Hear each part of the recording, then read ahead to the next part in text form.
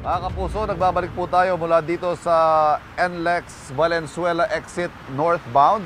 Sa mga oras po ito, patuloy na bumubuhos ang katamtamang lakas ng ulan. Pero ang magandang balita po, itong iniulat natin kanina na tubig na umaabot na sa gitna, yung tumataas ulit ang tubig dito sa bahagi ito ng northbound lane, ay nawala na.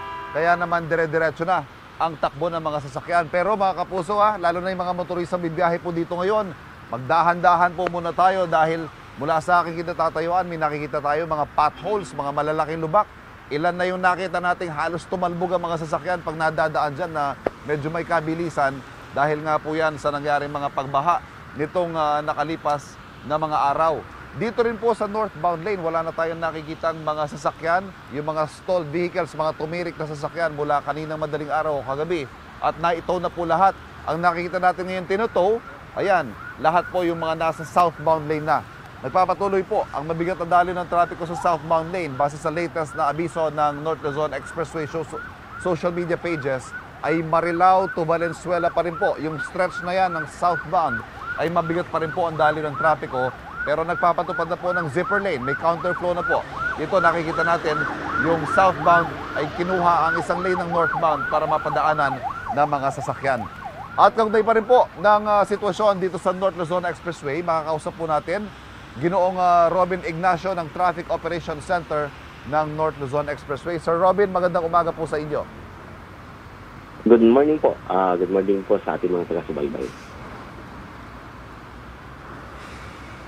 Bukod po dito sa nakikita natin na southbound lane na mahabang stretch ng traffic from Marilao to Valenzuela, kumusta po ang sitwasyon sa kahabaan ng NLEX, sir? Opo, maliban po dyan, dito sa southbound po from May Kawayan na lang po ngayon, yung tail end po natin, May Kawayan area, hanggang Valenzuela. Other areas naman po ng NLEX ay fast moving po. Wala po tayong namomonitor na mabigat na pagdaloy ng traffic po natin. But all other areas, exits, okay na po? Nadadaanan naman? Apo, nadadaanan naman po. Diyan na lang po tayo may concern ngayon. Meron po tayong kulang-kulang na 4 kilometers po na slow-moving traffic dahil nga po dalawang lanes pa lang po yung nadadaanan dito sa ilalim po ng Paso de Blas dito sa Valenzuela area dahil po dito sa clearing po na ginagawa po natin dun sa mga naapektuhan ng mga sasakyan kagabi. Oho, nakita nga ho natin hanggang ngayon from where I stand, may mga nakaparada pa po mga sasakyan. Sir, ilan po yung nai-report ng mga nagtirikang sasakyan mula kagabi? Opo, yun pong exact number, wala pa ako at hand, pero umaabot na po na mahigit 30 po yung nare-report po sa atin na naapektuhan po kagabi. At maging yung pong mga motorista din po kagabi talagang ang ginawa po namin ay nagpaabot na lang po sa iba ng mga ang makakain na tinapay at saka tubig.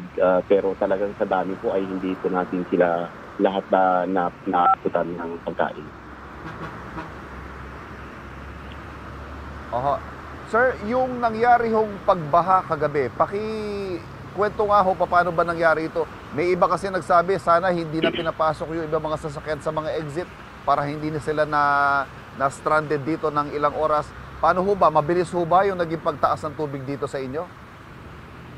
Opo, actually ang kahabaan ng index nadadaanan naman po yan maghapon. Nagkaroon lang po ng konting panding ng bandang early afternoon po dyan sa area ng Valenzuela. Tapos una po nagkaroon ng mas malalim na pagbaha dito sa Balintawak Cloverleaf. Tayo po ay magbabalik para sa karagdagang update mula dito sa North Luzon Expressway. Balik muna tayo sa studio. Kapuso, huwag magpapahuli sa latest news and updates. Mag-iuna ka sa balita at mag-subscribe sa YouTube channel ng GMA Integrated News.